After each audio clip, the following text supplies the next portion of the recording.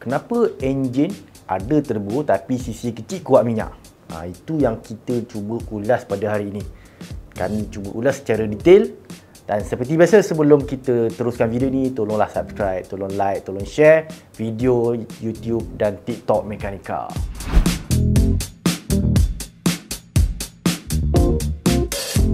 Sekitar awal tahun 2000 macam itulah kan, kita ada satu gerakan yang mengecilkan saiz enjin kereta daripada besar kepada kecil.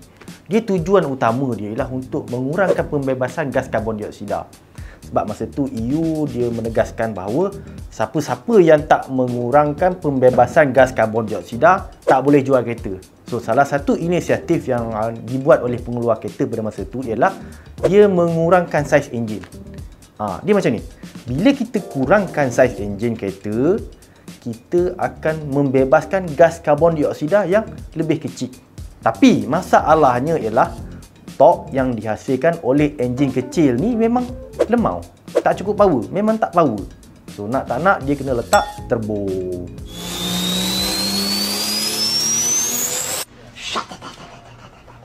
Okey, disebabkan masalah itulah turbo diperkenalkan. Turbo pada enjin moden pada hari ini ialah untuk mengatasi masalah torque tak ada pada RPM rendah, lemau. Bila kita pasang turbo, kita boleh tengok torque enjin tadi mencanak-canak naik pada RPM yang awal. Apa yang kita boleh rumuskan di sini ialah turbo pada enjin moden sebenarnya ialah untuk menghasilkan torque. Dan torque ini diperlukan oleh enjin bila kita nak memotong kereta, bila kita nak power sekejap, bila kita nak mendaki bukit, supaya kita tak kehilangan tenaga, supaya kita ada seronok memandu tadi. So tak adalah lemau.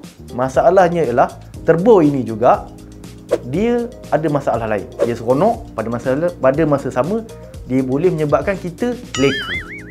Sebagai contoh, enjin Ativa kan, 1000cc 3 silinder. Tengok kecil je kan, tapi dia boleh menghasilkan 140 Nm daripada 2400 RPM sehingga 4000 RPM. So dia naik, sub dia maintain. Cantik. Cuma masalahnya bila kita tekan minyak, kita dapat torque awal, kita rasa enjin tu besar. Sedangkan enjin tu diperkuatkan oleh turbo.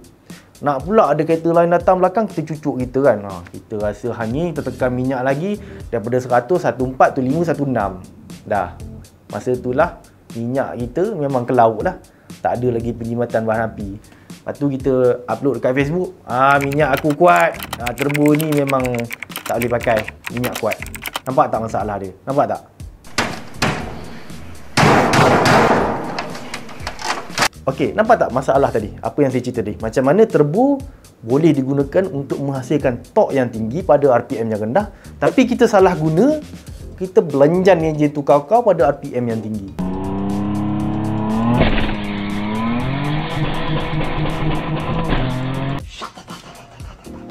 So sebenarnya setiap turbo yang dihasilkan untuk kereta-kereta moden yang kecil ni sebenarnya dia ada julat dia. Contohnya daripada 2400 sampai 4000. So kita buat operasi dalam julat tu. Kita lebih pada julat tu, kita memang enjin tu tak akan efisien untuk bergerak. Memang enjin tu akan makan minyak. Sebagai contoh, kita mungkin ada satu masalah yang disebut sebagai knocking. So knocking di sini ialah bila kita cuba hasilkan banyak power pada enjin, tapi enjin tu dah menjadi terlalu panas. Sesetengah kereta ada isu dia akan, bila dia detect kereta tu dah nak start knocking, nak start loss power tu, untuk menyejukkan enjin tu tadi, ECU akan dump minyak, akan hantar lebih banyak minyak. So instead kita dapat power, kita hilang lebih banyak minyak. So kita memburukkan keadaan dan kita menjadikan penggunaan bahan api tu meningkat.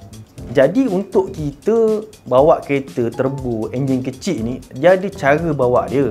Cara bawa dia ialah pertama, kita kena pasti kat mana torque tu masuk.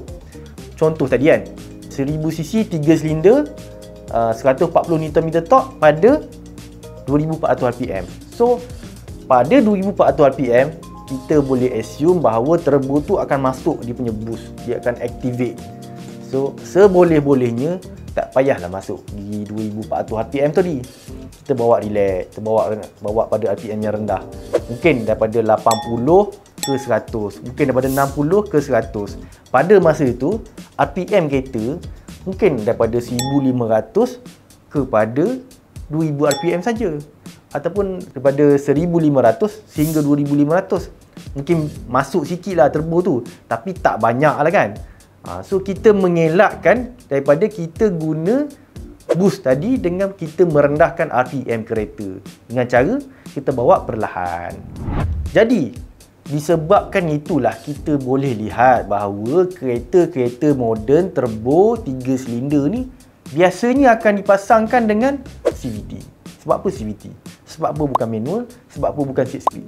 Sebab CVT sifat dia, bila kita setting gearbox tu, dia boleh merendahkan RPM pada serendah-serendah yang mungkin tanpa menjejaskan prestasi enjin untuk menjimatkan bahan api. Sebagai contoh, sebagai yang saya sebut tadi kan, CVT kalau dipadankan pada, saya bagi contoh Ativa tadi kan, kalau kita bawa dalam 80 km sejam, kita tak perlu rev lebih 1500 RPM pun. Dalam 1500 tu kita dapat 80.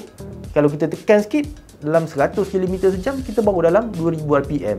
So dalam julat yang saya sebut tadi tu, enjin tadi tu tak perlu beroperasi tanpa menggunakan turbo. So kita tak perlu mengaktifkan turbo kita untuk dapatkan boost, dan pada masa sama kita dah menjimatkan bahan api lah. So berbalik pada soalan asal kita, betul ke enjin turbo 3 silinder cc kecil ni dia kuat minyak? Saya rasa jawapan yang paling tepat ialah bergantung kepada cara pemanduan kita. Kalau kita bawa macam syaitan, tekan habis, memang kuatlah minyak. Tapi kalau kita bawa berhemah, kita bawa macam biasa, kita bawa santai-santai, memang jimat. Sebab apa? Sebab kita cuba tengok balik keadaan asal enjin tu. Kalau enjin asal tu 3 silinder 1000cc, maka kita assume enjin tu memang 3 silinder je lah. 3 silinder yang NA, 66 horsepower. Macam tu lah. Kita tak perlu nak tekan lebih-lebih untuk dapatkan power lebih. Kalau kita tekan lebih, lebihlah minyak yang kita pakai. So, penutup dia ialah, memang kalau kita bawa tekan habis, enjin turbo pun memang akan kuat minyak. Kalau kita tekan, kalau kita bawa relax, kita santai, kita rendahkan RPM, pandu perlahan, jangan pandu laju.